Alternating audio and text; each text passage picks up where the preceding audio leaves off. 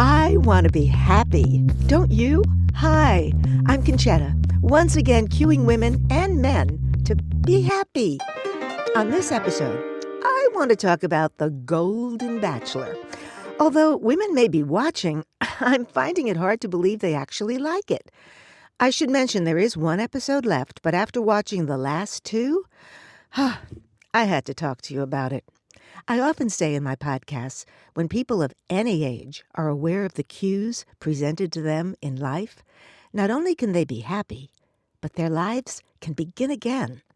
When I heard they were producing a senior version of the show, I wondered, could it prove to everyone that older singles can still find love again? Now, I'm in the demographic producers wanted to reach, but I had no intention of watching it because, well, I remember tuning in to the original Bachelor series many years ago. I think I lasted about 10 minutes before switching channels, so there wasn't a chance in hell I'd waste my time watching this one exploit seniors. But before the series debuted, their golden senior hunk was cleverly sent to appear on all the talk shows, and he appeared like a genuinely real and nice guy. It certainly helps that at 72, he still has perfect hair, clear blue eyes, no signs of a dad bod, and a captivating story about his marriage to a woman he obviously adored, who sadly passed away after 43 years, beautiful years together. I heard him speak about it on The View and decided to DVR the series so I could fast forward if there were any stupid parts. I must admit I didn't fast forward anything in the first episode because I was laughing so hard at the ridiculous stunts some of the women did when they introduced themselves to him.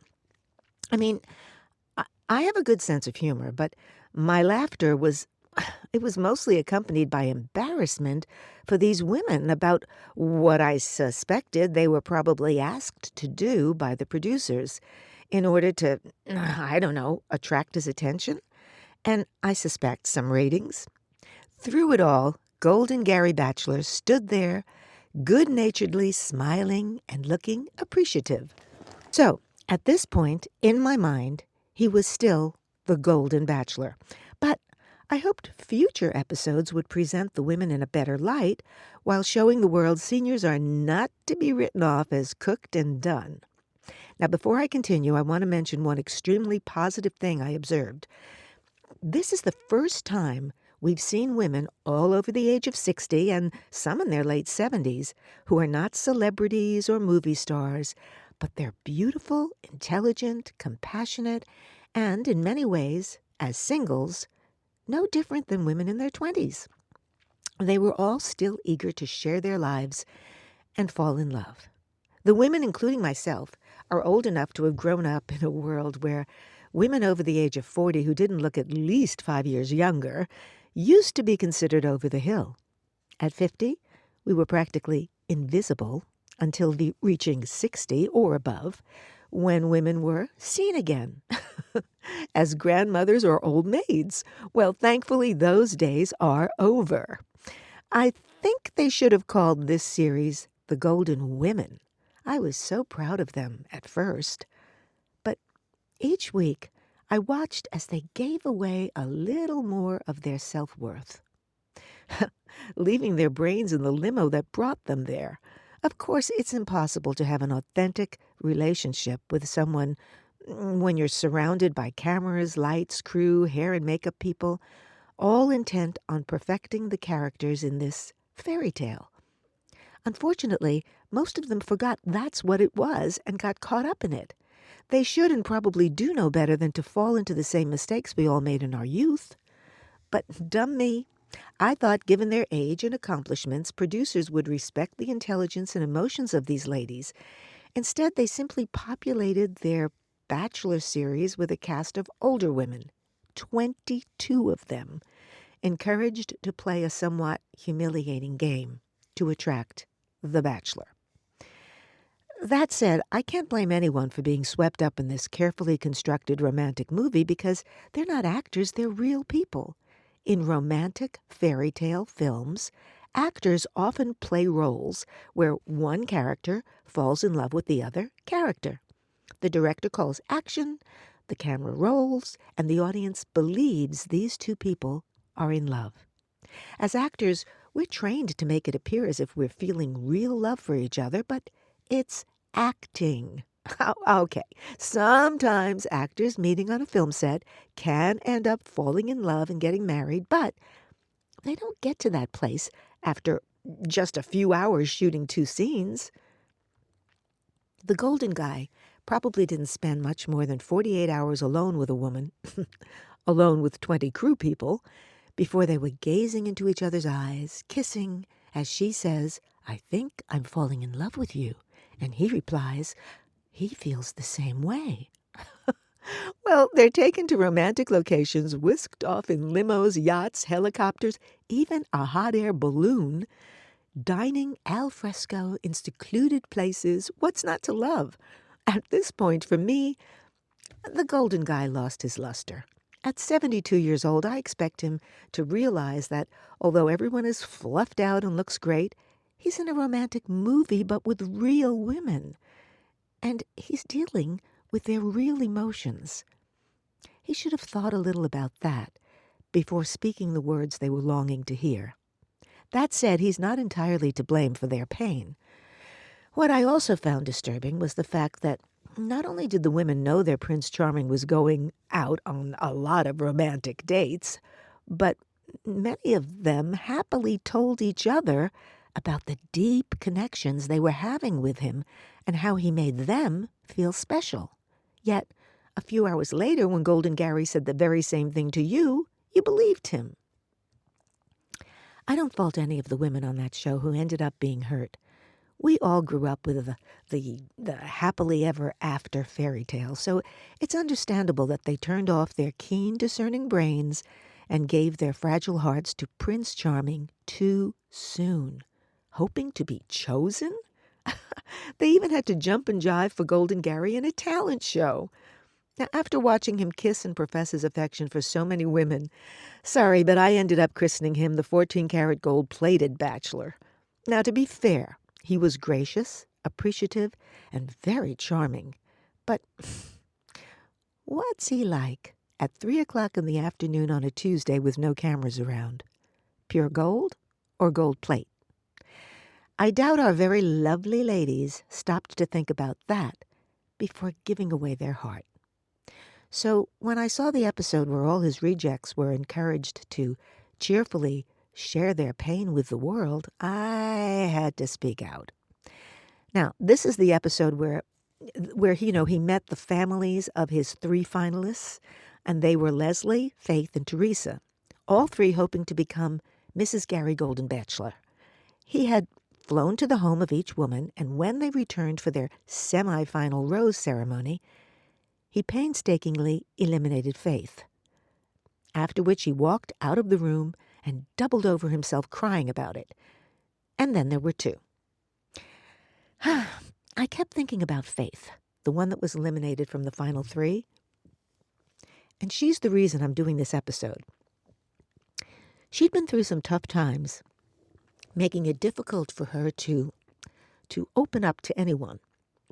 She told him about the morning her father dropped her off at school, and when the car returned to pick her up, her older brother was at the wheel.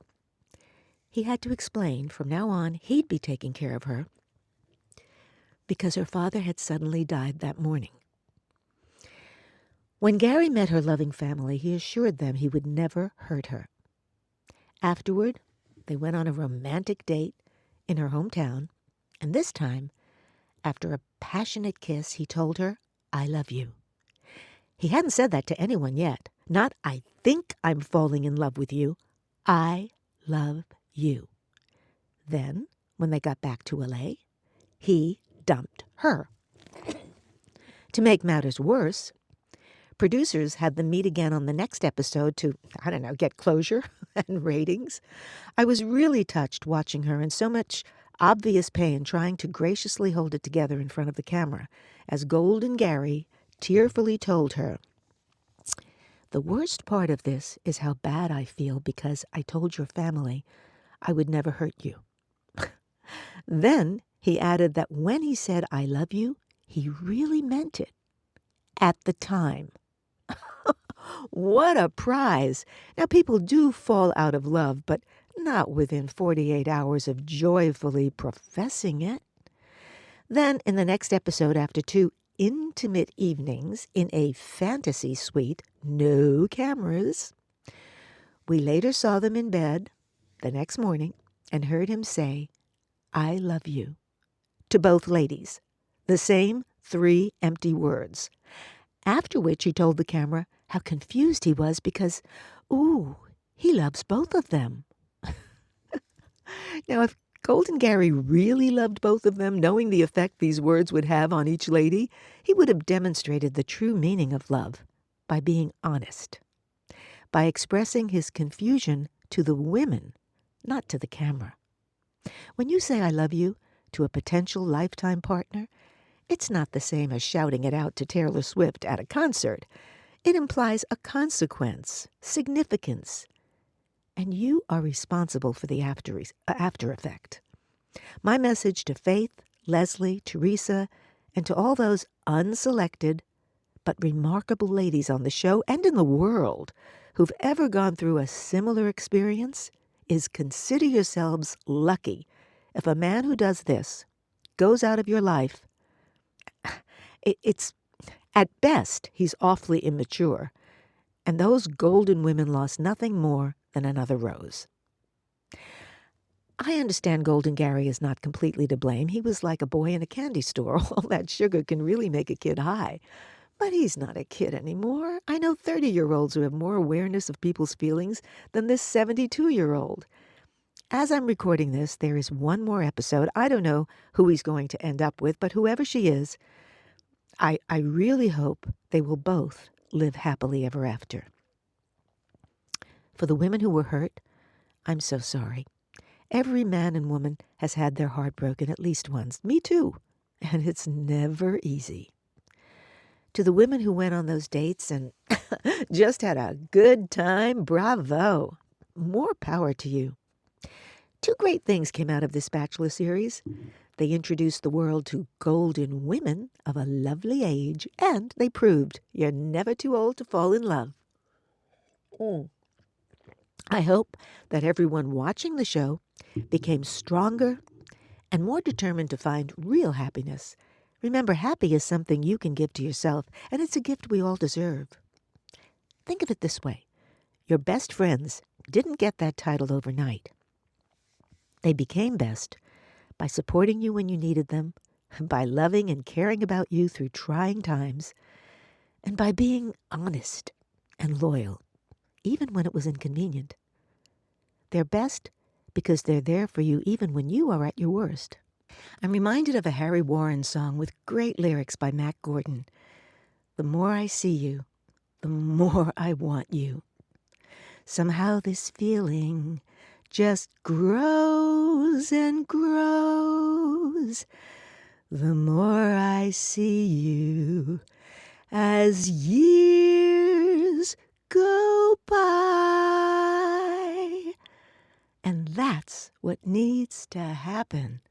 We deserve and should expect at least as much honesty and thoughtfulness from the one person we choose to unite with as husband and wife as we receive from our best friend. Hear those finger snaps? You've just been cued. Make sure that lovin' feeling is mutual and growing.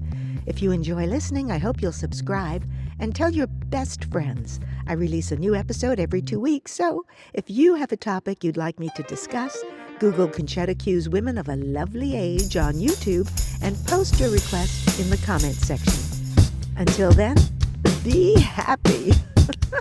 Why not?